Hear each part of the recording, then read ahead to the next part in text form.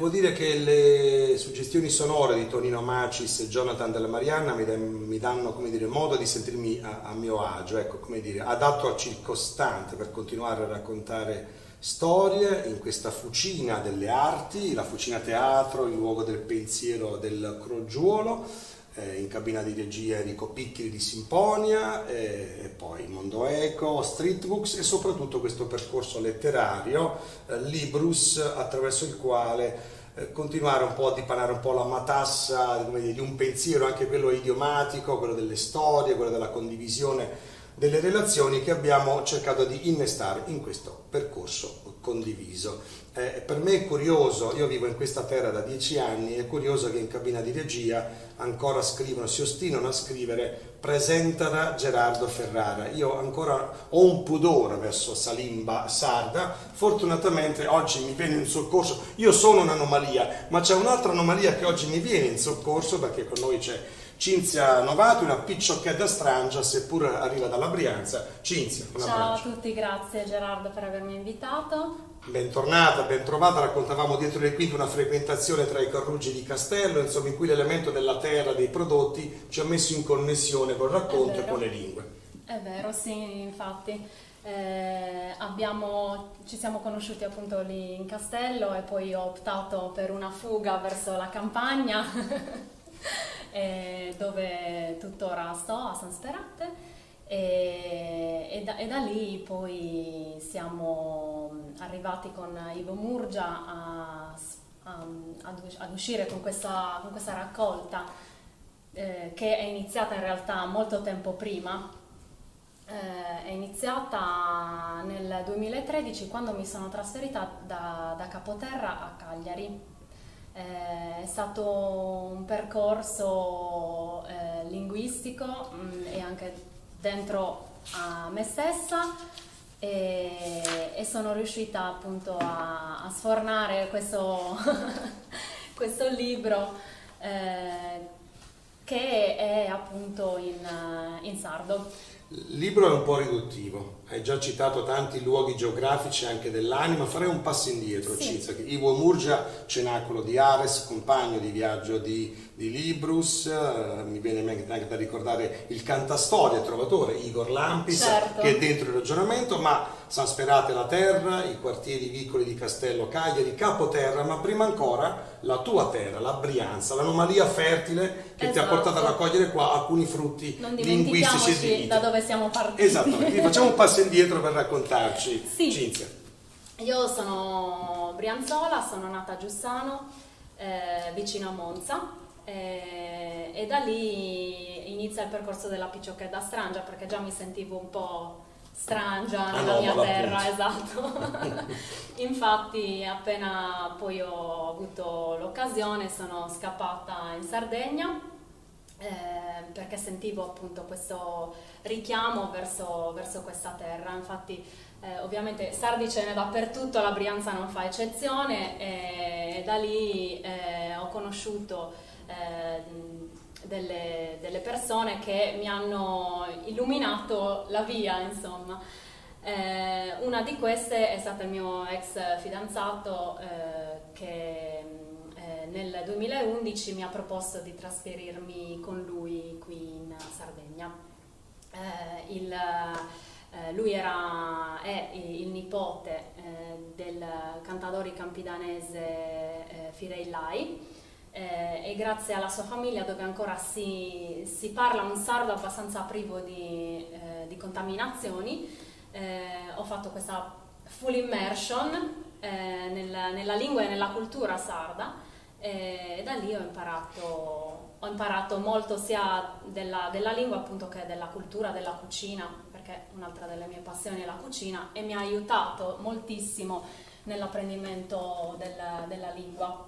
Già io avevo una formazione linguistica, ho studiato lingue sia alle superiori che all'università, e insomma questo mi ha aiutato sicuramente, perché il mio cervello era già abituato Intanto è interessante, come dire, riconoscere, restituire addirittura all'ex compagno, no? Di solito si ha pudore a parlare degli ex compagni, e questo dono, perché è stato un ponte, no? Certo. Per instradare questo tipo di linguaggio, certo, di cultura. non sarebbe stato possibile, Esatto. io questo glielo devo sempre riconoscere alla sua famiglia e a lui, grazie a loro ho imparato quello che so della lingua sarda. Poi l'ho elaborato, certo, l'hai fatto tu, insomma, ovviamente. Però è partito da lì, quindi non si può...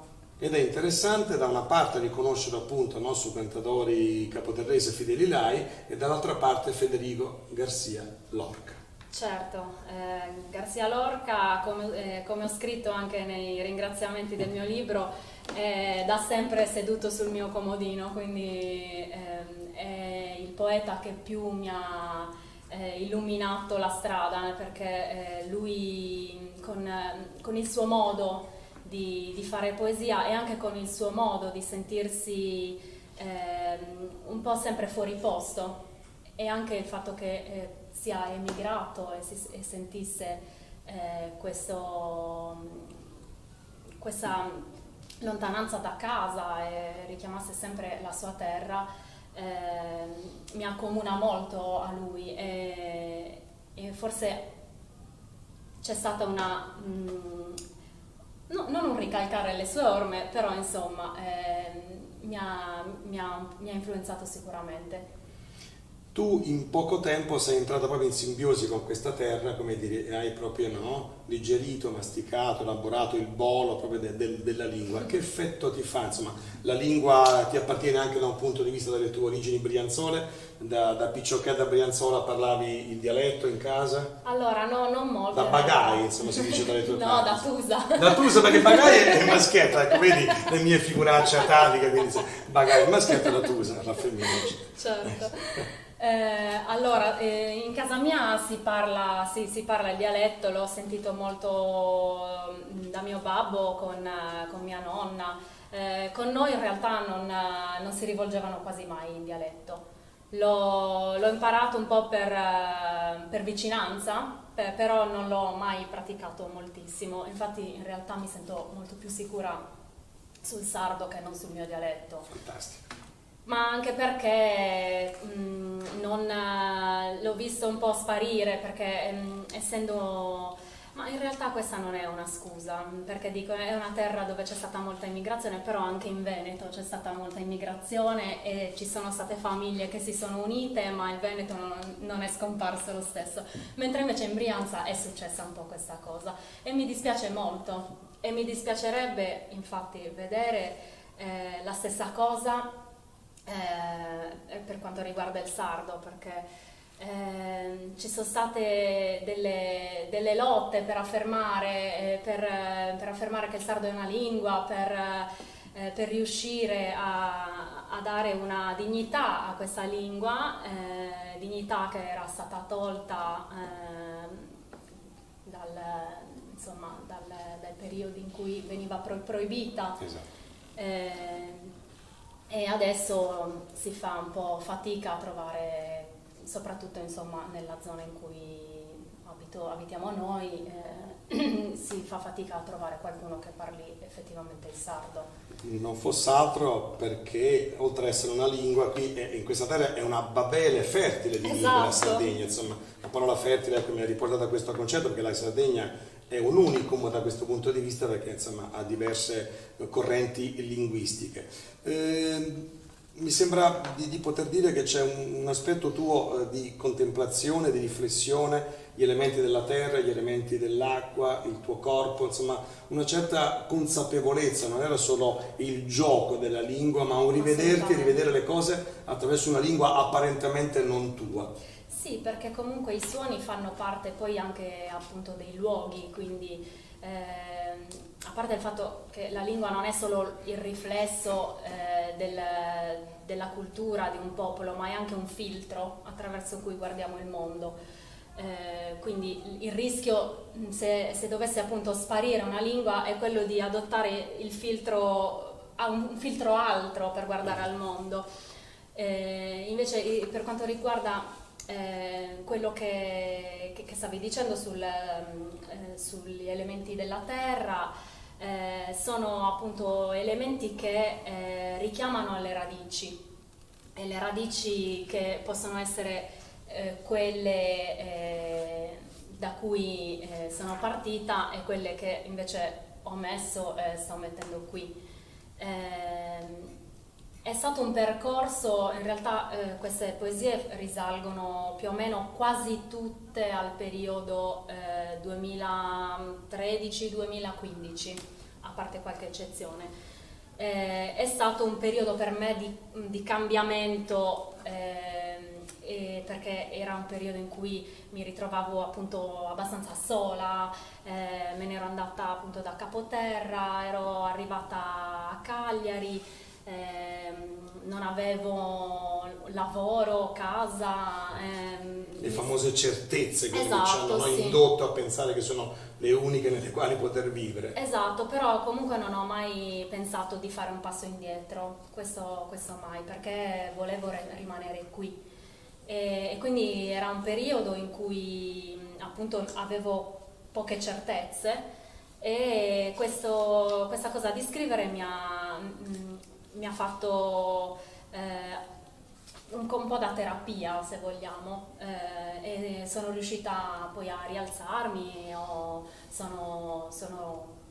conosciuto gente, ho iniziato di nuovo a lavorare, e quindi anche grazie a questo poi sono arrivata a conoscere le persone che mi hanno portato fino a dove sono qui oggi. Insomma, gli incontri sono sempre importanti, qualunque persona poi incontri sul tuo cammino, non lo sai mai. Anche appunto parlavamo del nostro incontro così casuale in un negozio, e poi che è sfociato insomma in Una bottega di alimentari, insomma, tra gli ortaggi, la frutta, il pane, ecco, insomma, a un certo punto hai rivissuto, no? Una rifioritura, è arrivata la vita in tutti i sensi, perché sono arrivati i figli, c'è Sì. stata una gravidanza tua, no? Artistica, di parola, di linguaggio, insomma, Esatto. Cinzia, è stato qualcosa, un mutamento, una trasformazione.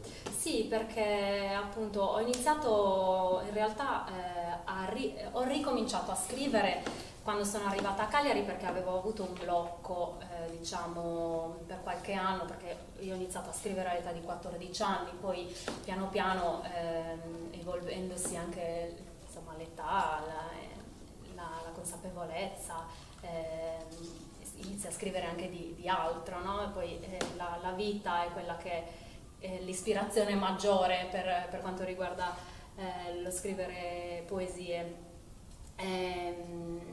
E poi ho avuto insomma questa pausa, questo blocco in cui non avevo più voglia di scrivere, e ho ricominciato in realtà poi dallo spagnolo, una lingua appunto che io ho studiato, e mi permetteva dei giochi di parole che mi piaceva utilizzare.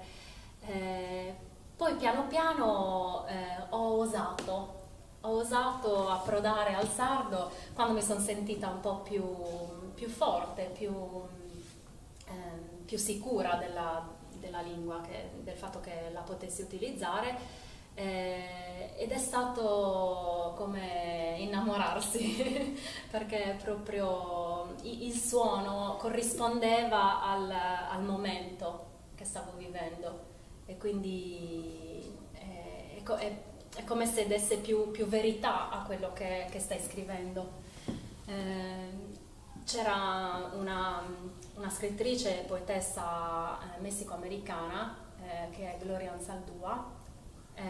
Lei ha scritto un libro intero per affermare la sua lingua, che non era né lo spagnolo, né il nahuatl, né l'inglese, ma era un miscuglio delle tre cose. E quindi ho detto: questa è la mia lingua, questa è la lingua che parlo, perché non devo poter scrivere in questa lingua? Io lo faccio, e ha fatto questo libro strepitoso che si chiama Borderlands, la frontera, che è un inno allo scrivere come ci si sente, e quindi anche questo mi ha dato la forza per dire: ok, io in questo momento mi sento così. Non ho mischiato, nel senso che mi sono attenuta al sardo, ci sono anche 3 poesie in italiano, sì. Insomma, ho fatto una cosa o l'altra, però la forza di dire ok, lo posso fare perché in questo momento io mi sento così, e mi sento di poterlo fare e l'ho fatto. Qual è il fascino e qual è la complessità nel parlarlo, nel trascriverlo, il sardo? Allora, il trascriverlo la difficoltà vera è che ancora non ci si è veramente messi d'accordo, quindi devi prendere una posizione e quindi sai già che ti bersaglierà qualcuno. Certo, perché poi ci sono i puristi, no? Esatto, poi c'è di quello che pensiero. dice no, si scrive così, c'è no, quell'altro. Ogni 7 metri cambia. Esatto, no, il anziché- sardo vero è il logudorese, perché no? E io penso che il sardo vero è quello che uno parla, nel senso che la lingua vera è quella viva, quella che viene praticata, Esatto. quindi non ce n'è uno migliore degli altri.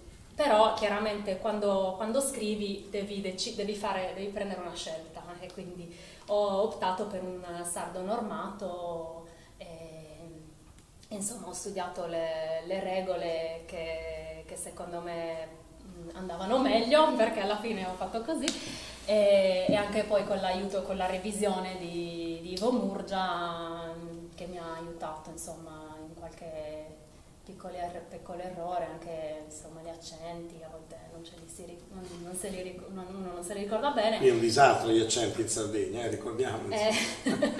si fa spesso confusione. E quindi poi insomma ce l'ho fatta a scrivere. Come è stato accolto questo lavoro in terra brianzola e come qua dai detrattori, insomma, in qualche modo, no, di chi vuole appropriarsi della lingua sarda, tra virgolette? No, in realtà poi a una strangia glielo perdoni, no?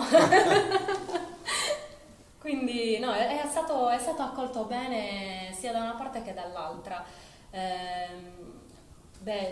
In Brianza non ho poi avuto modo in realtà di ritornare, è da 2 anni che non ci torno, quindi non sono, anche se mi avevano invitato a fare questa serata vicino a casa, ma poi è successa questa cosa e ci ha bloccato tutto. Questa strana storia che ci sta avvolgendo, insomma, da un po' di tempo. Sì, esatto, questa nube. E invece qui devo dire che è stato ben accolto, sì. Mi hanno detto appunto che si vede che il mio background non arriva dalla Sardegna, nel senso perché non ricalca chiaramente la poesia sarda tradizionale, però questo va bene perché dico è quello che scrivo io, questa sono io, non sono. Esatto. Però ho voluto sempre scrivere in sardo e le poesie mi hanno chiesto molte volte se le penso in italiano o in sardo. Le poesie sono pensate in sardo. Io odio le traduzioni perché infatti è per quello che mi sono messa a studiare lingue, per godere più possibile delle lingue scritte senza l'aiuto del filtro della traduzione.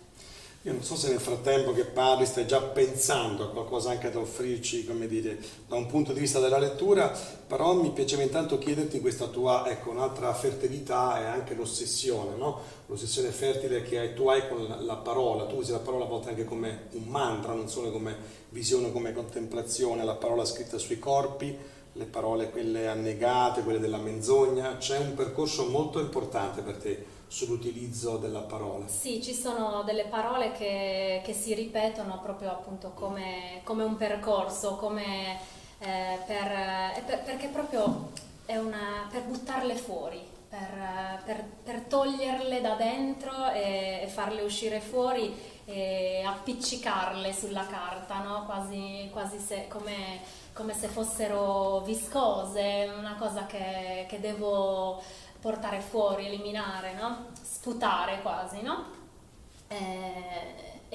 Sì, ci sono delle parole che ricorrono, una cosa che ricorre è ad esempio i piedi nudi, perché io vado molto scalza. Beh, La se no che scarpa- picciocchetta strangia Esatto. saresti, Cinzia, insomma. Se metti solo i tacchi, insomma, no?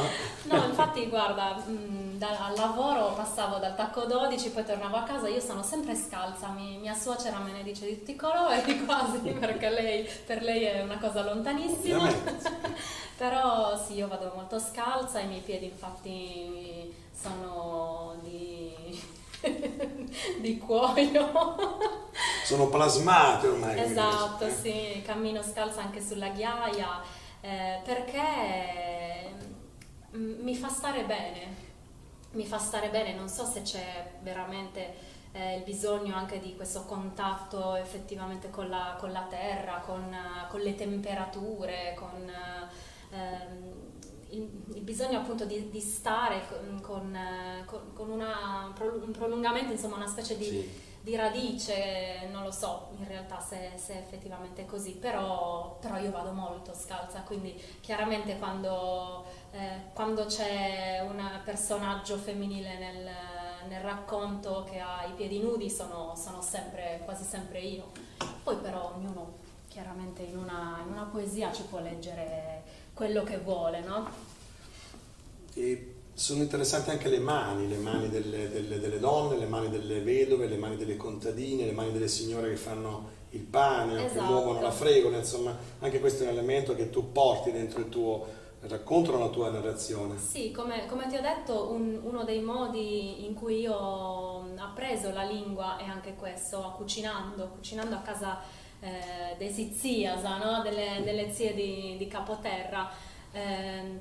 Quando ti ritrovi con queste femmine, sembra un racconto fuori dal tempo, però forse lo è, però è così, no? Ti ritrovi con 5-6 donne tutte insieme, chiacchierando anche pettegolezzi per dire, però utilizzando le mani per poter creare dalla farina, i profumi, queste cose già sono poesia, no?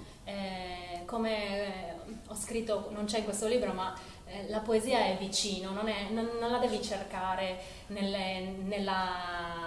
nell'acqua che scende sulle foglie, no? Non c'è bisogno di fare 2 passi e cercare la poesia. No, la poesia è vicino, in quello che ci succede tutti i giorni. Anche lo stato d'animo di una persona che ti sta accanto, no? In qualche modo che Esatto, ti certo, infatti anche altri racconti che ci sono in questa raccolta parlano appunto anche delle lacrime raccolte da altre persone, sì.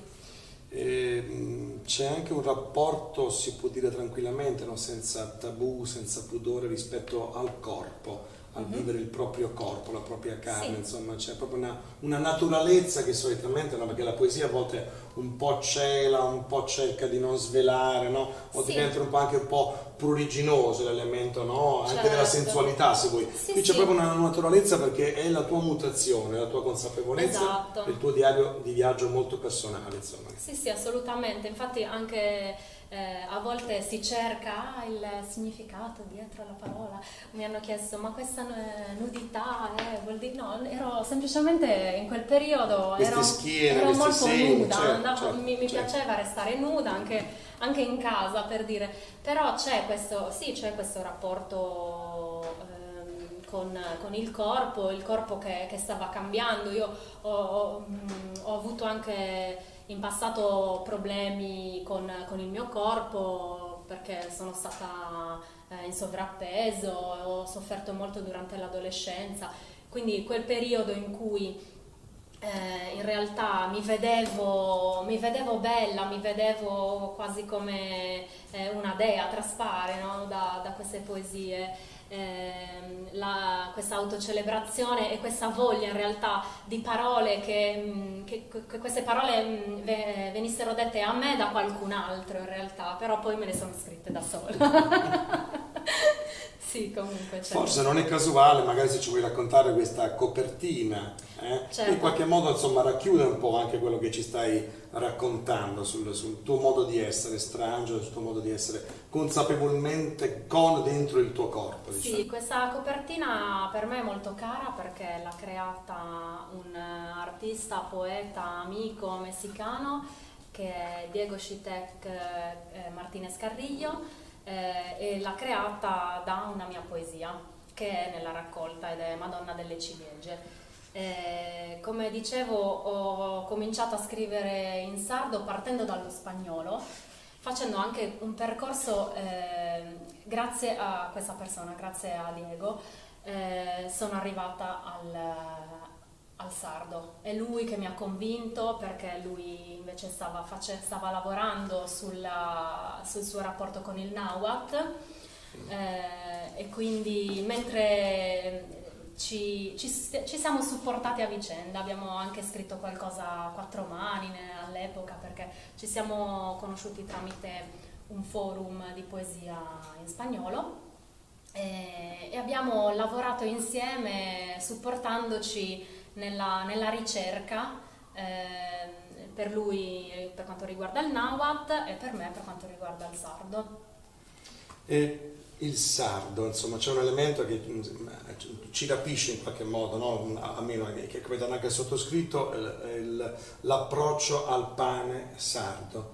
E c'è questo frammento che insomma, anche leggerlo in italiano è una descrizione veramente densa. Vorrei che tu ci portassi in questo testo e in questo concetto, se ne voglia, frammento, che è una delle cose che mi appartiene, insomma mi piace di più per il mio rapporto così anche morboso che ho con la questione del pane, del lievito, insomma per me il pane è comunità, è incontro, è scambio, è storia, certo. Quindi mi colpisce ogni volta, ma per come tu hai distribuito ecco, il lievito madre, ma ti lascio il racconto o la lettura, però come preferisci?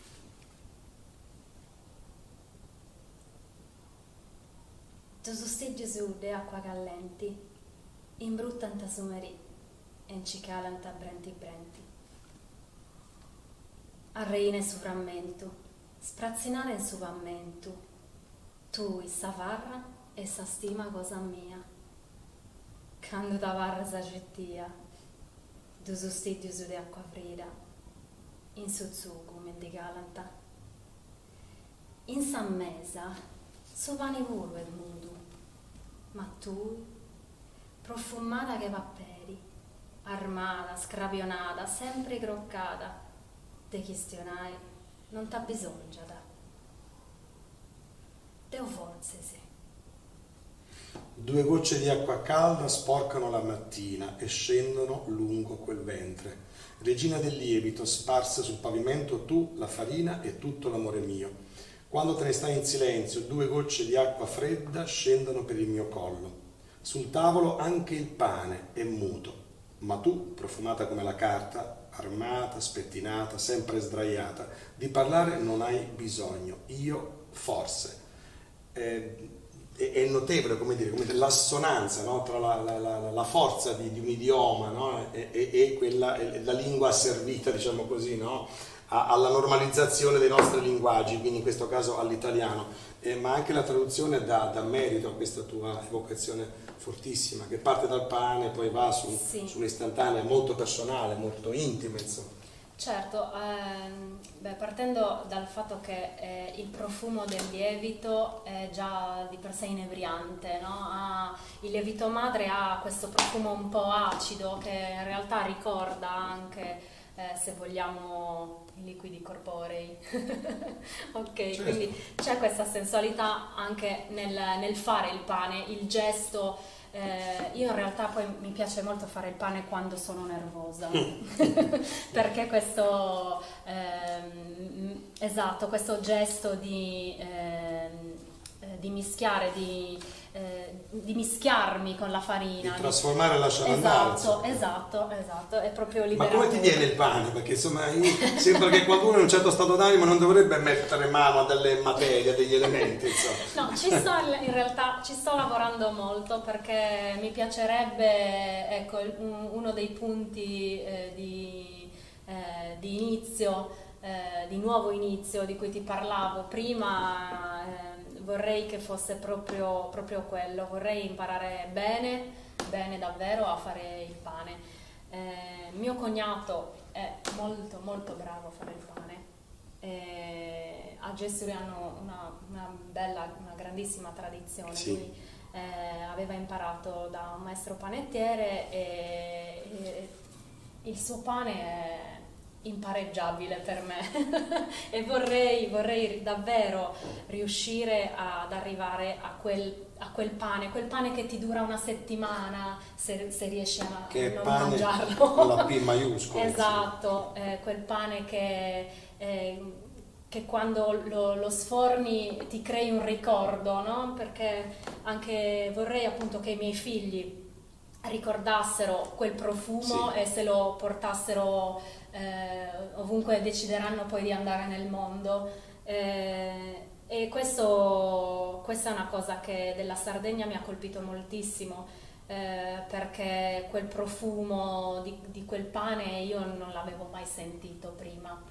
Sì, io sono tornato bambino perché da noi il lievito madre si chiama il criscito in Campania, e io ho scoperto sul frammento, ma anche da poco, perché sotto casa c'è Carlo De Fraia che fa il fornaio di quartiere, il panettiere di quartiere, e c'è un altro termine che si chiama samadriga, Sì. che ecco, un altro suono, no? La madre, insomma, che è un altro Esatto. fascino che ci riporta, e arrivare nei vicoli di Castello, che tu ben racconti, attraverso oggi il profumo del pane di Carlo, è qualcosa che ci mette proprio di buon umore già, insomma, Esatto. di primo mattino, ti fa affrontare meglio, insomma, l'uscita di casa. Ci sono altre collaborazioni, altri ringraziamenti, insomma, in questo tuo personale diario di viaggio, anche per Francesca Romana Mozzo, che ha scritto delle Certo. cose interessanti, insomma. Francesca Romana Mozzo l'ho incontrata perché quando ho iscritto mio figlio a musica per la prima volta, lei ha iniziato ad accompagnarlo in questo percorso che ha unito un sacco di famiglie, perché è stato poi più del percorso musicale in sé, che è molto, molto importante e molto valido, però ha creato proprio anche una comunità, e ci siamo conosciute grazie appunto a mio figlio Antioco, poi mi ha seguito durante le altre gravidanze, ed è stato amore a prima vista con lei. E abbiamo appunto coltivato questo rapporto molto, molto profondo. Lei riesce davvero a capire alcune cose di me che magari io non riesco a capire. È una di quelle persone intuitive, brillanti, che porta la luce in una stanza. Mi ha accompagnato anche durante alcune presentazioni del libro, con delle performance sonore azzeccatissime. Siamo riusciti a creare un'atmosfera e un dialogo, sì, esatto, sì. un dialogo davvero valido. E gli altri elementi che colpiscono la tua capacità di guardare anche alla vendemmia, insomma, anche al lavoro negli uliveti, insomma, colpisce molto Sì. questa tua capacità di tornare bambina, forse, insomma, anche attraverso questo tipo di immagine. Sì, bambina, proprio perché alcune cose le ho vissute per la prima volta, anche qui in Sardegna, come appunto la vendemmia. Non mi era mai capitato, nonostante in Lombardia ci siano sicuramente molti vigneti, però non mi era mai capitato nessuno con una vigna di proprietà, e andare io a fare la vendemmia o la raccolta delle olive. A Gesturi anche lì ci sono molti uliveti, e in famiglia è una tradizione, tutti gli anni si va. Ho portato anche quest'anno anche il piccolino, ho sdraiato sotto gli alberi a godere del paesaggio e dell'atmosfera, e l'odore, il sapore dell'olio, la consistenza, è tutto, per me era una novità quando sono arrivata qui. E quindi sì, torni bambina in quello sguardo, lo sguardo che anche in un'altra poesia, una delle poche che escono da quel lasso temporale che ti dicevo prima, Sì. dedicata a mio figlio, proprio quello sguardo di chi vede una cosa per la prima volta. E questa, la poesia, se volete, possiamo anche leggere. Credo che sia, come dire, quasi d'obbligo a questo punto per meglio entrare dentro la magia del tuo dire, della tua voce sarda. La poesia si intitola Mammai. Savremmo ni, te darre cosa? Aici s'accastiau, aici mica sia sta lui, savremmo notti che ne sonno, quando sparessi avvenno, in su muro e me smurro su cosa lua.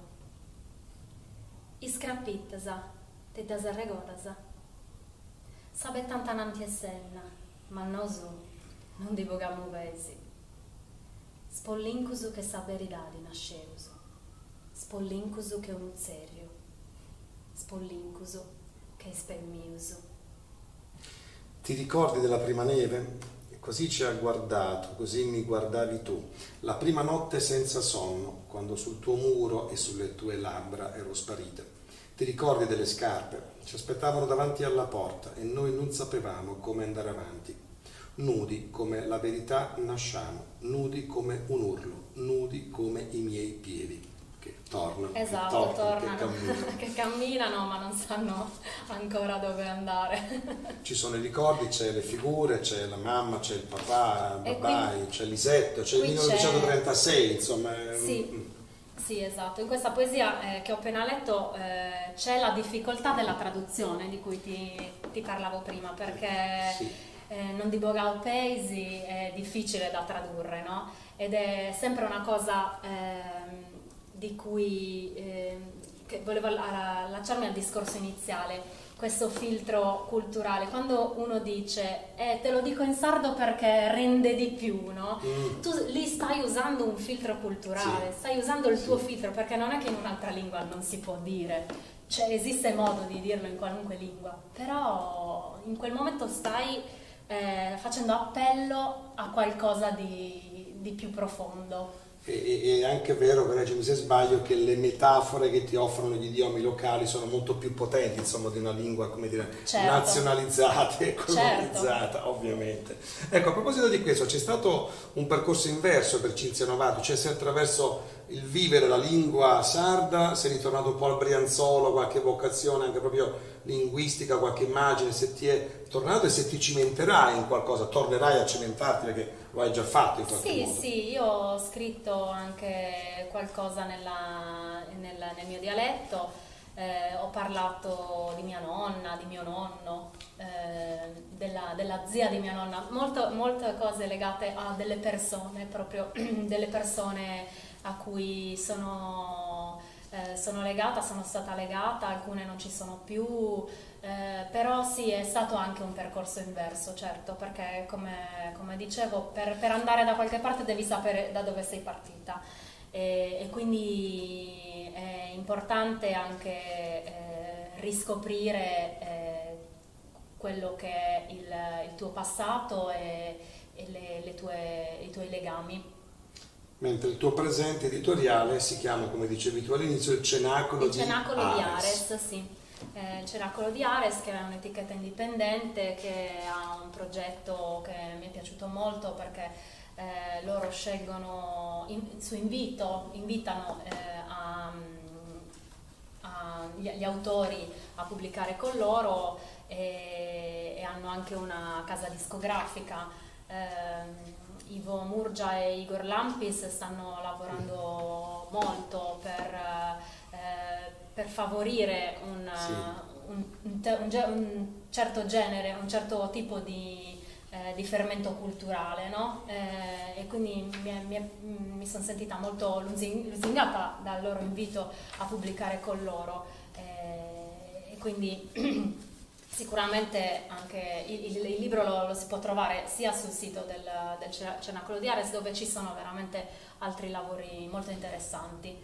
Cosa ci dobbiamo aspettare da mamma Cinzia, insomma, l'impegno per i figli, per l'arte, la terra, le passioni, i piedi nudi, insomma, le mani? Cosa ci dobbiamo aspettare? Ripeto, io vorrei ripartire dal pane, questo sì.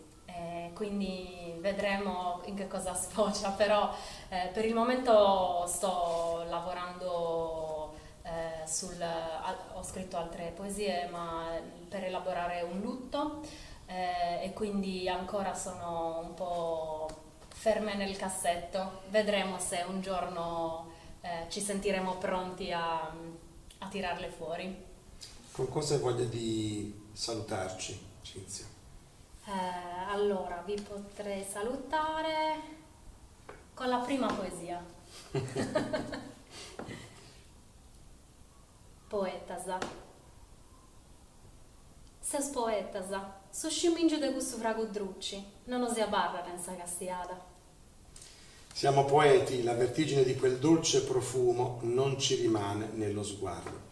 Io ti ringrazio di cuore per il tuo sguardo che sai mettere sull'altro, insomma, e sull'altro in generale, ovviamente, quindi grazie, Picciocchetta Sdrangia, e buon viaggio e buona fortuna. Grazie mille. Grazie ovviamente a Enrico Piccheri in cabina di regia, grazie a tutte e tutti dal segmento, dal Sentiero Librus, alla prossima avventura. Grazie.